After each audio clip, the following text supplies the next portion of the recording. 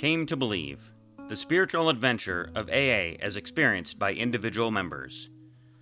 Welcome to Sober Readings Sunday edition, where I read a chapter from Came to Believe. This week we're continuing on chapter 5, which is titled A Spiritual Awakening.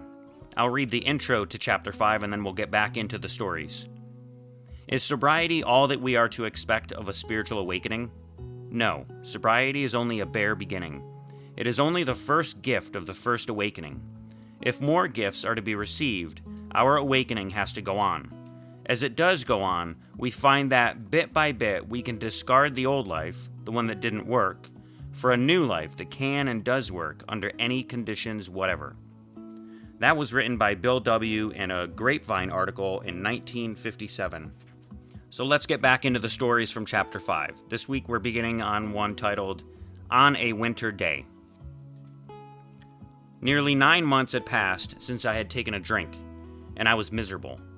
My wife and I attended AA meetings regularly, and I'd sit there cursing the happy hypocrites who were enjoying themselves in their sobriety.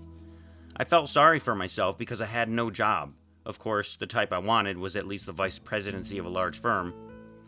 This particular day had dawned clear and cold, following one of the worst snow and ice storms Atlanta had experienced in many years.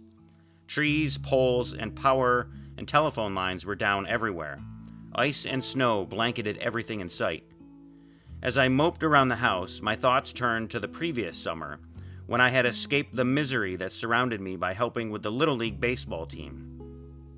I hadn't given much time or thought to my son until after AA, and I was pleased when he asked me to take him to play with the Little League.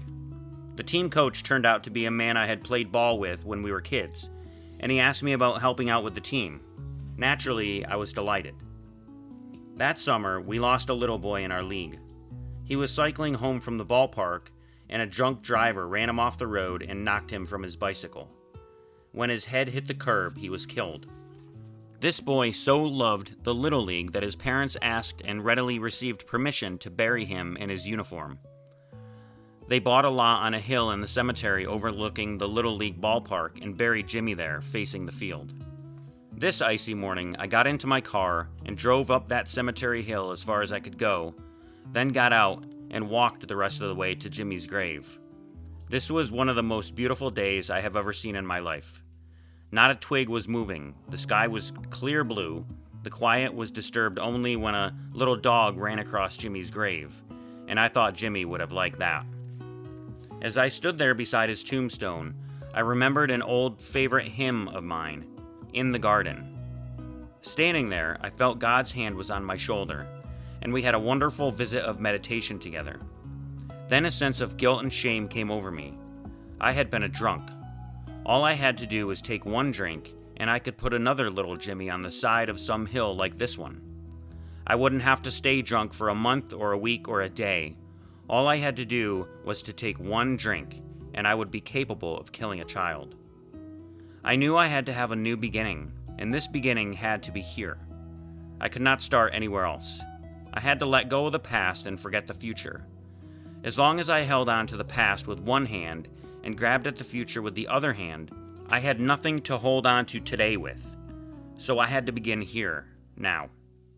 The next time I went back to my AA group, the happy hypocrites looked different to me. I began to see love in their eyes, a greater warmth than I had ever seen before. I mentioned it to my sponsor, and he said, "The reason you see love in these people's eyes is because you are beginning to love them. The love that we see in their eyes is the reflection of our own love. We have got to love to be loved." Decatur, Georgia. The next story is titled, The Belief Will Come. In the beginning, I rejected any part of the AA program that referred to God in any manner. I even remained silent when they closed the meeting with the Lord's Prayer. I didn't know the words anyhow. Looking back, I don't think I was an agnostic, nor do I think I was an atheist. But I do know this. I couldn't accept any of the God bit, nor did I want to come to believe or have any spiritual awakening. After all, I had come to AA to get sober, and what did all this truck have to do with that? Even with all my stupid arrogance, you still loved me, held out your hand of friendship, and, I'm sure, used cautious wisdom in trying to reach me with the program, but I could hear only what I wanted to hear. I remained dry for a number of years, and then, as you may have already guessed, I drank again. It was inevitable. I had accepted only those parts of the program that fitted into my life without effort on my part. I was still the self-centered egotist that I had always been, still full of all my old hatreds, selfishness, and disbelief, just as lacking in maturity as I had been when I first arrived at AA. This time, when I came to in the hospital, I had absolutely no hope. After all, you had told me that AA was the last hope for the alcoholic, and I had failed. There was nothing else. At this very point, my sister chose to send me a clipping from a Sunday school paper. No letter, just the clipping. Pray with disbelief, but pray with sincerity, and the belief will come. Pray? How could I pray? I didn't know how to pray. Still, I was ready to go to any lengths to get my sobriety and some semblance of a normal life. I guess I just gave up. I stopped fighting. I accepted that which I did not really believe, much less understand. I started praying, not in any formal way. I just talked to God, or rather cried out, "Dear God, help me, I'm a drunk." I had nowhere left to turn, except to this God I didn't know. I don't recall any immediate, dramatic change in my life. I do recall telling my wife how hopeless it all seemed. At her suggestion, I began rereading the Big Book and the 12 Steps, and now I found in these much that I had never found before. I didn't reject any of it.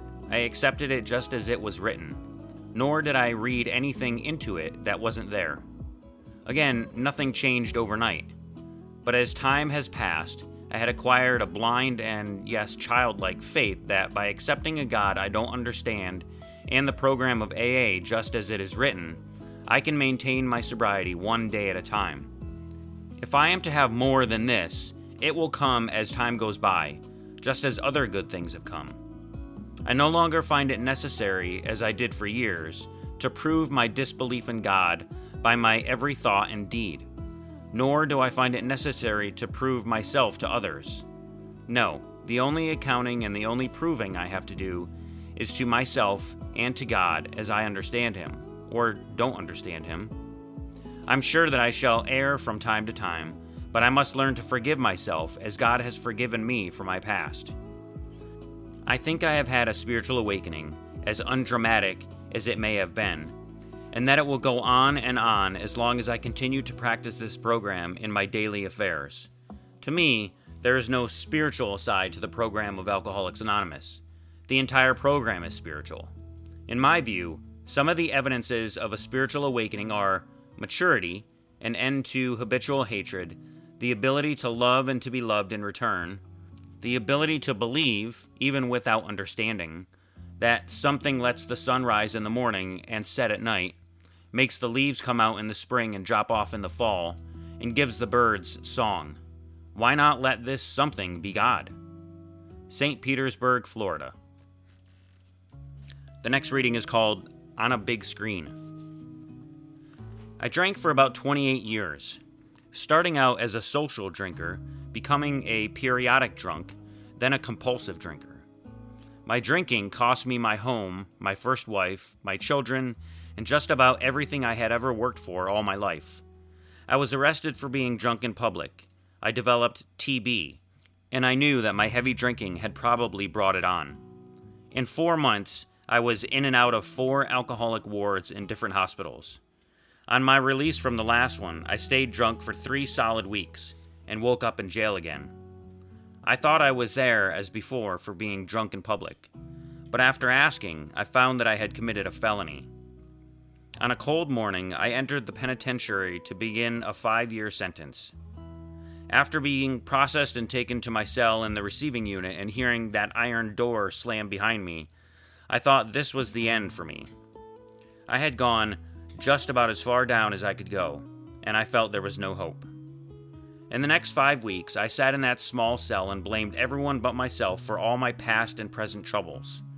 No one could be more full of resentment, hate, and self-pity than I was at that time. One night, while I was in my cell looking at the 4 walls, my whole past life seemed to open up before me. as if on a big screen. I could plainly see for the first time all the heartaches and misery and pain that I had brought on everyone in the past. My mother and my father, my first wife and my children, my present wife, and all my friends. For the first time, I realized none of these people were wrong. I was the one who was wrong. All of the things that had happened to me, I had brought on myself while drinking. I believe this moment was the first time I had been honest with myself in many years. Soon after that, I received a letter from the clerk of the prison AA group. I had a faint idea what AA was, but that was all. The letter invited me to come to the meetings if I thought I might have a drinking problem. The next Sunday, I attended my first meeting, and when I left that room, I had an open mind and an honest desire to stop drinking for the first time in my life. I have again accepted God as I once knew Him, and once again I asked for His help each morning when I wake up and give Him my thanks each night when I go to bed.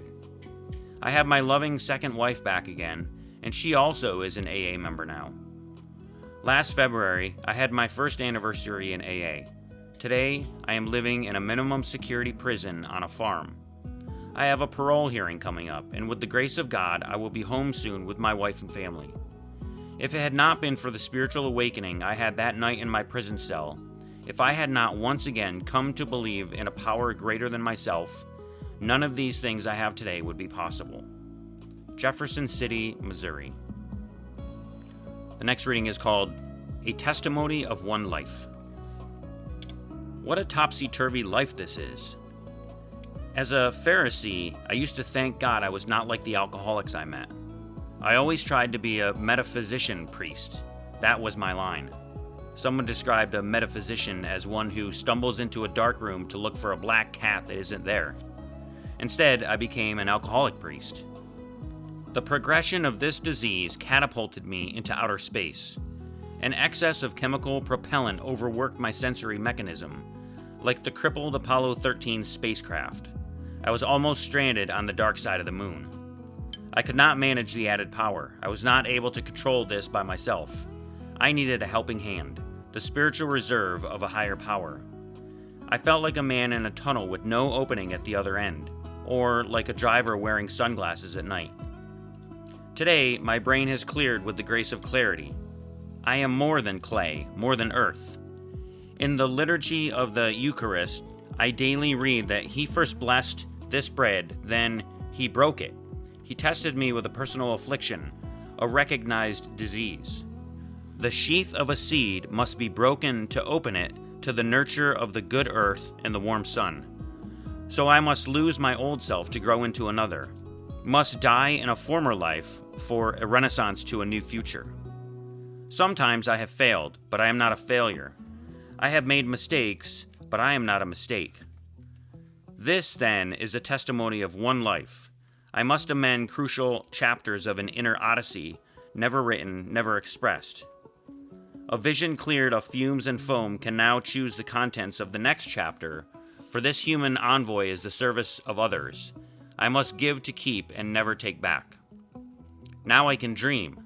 After each of us completes his given time here on earth, we will all gather together round the Lord's table in heaven. No one ever returns too late. Worcester, Massachusetts. And the final story for Chapter 5 is titled An Open Heart. One of those rare moments of insight came to me one Sunday afternoon as I was trying to read the paper. I was terribly hungover from a week of round-the-clock drinking.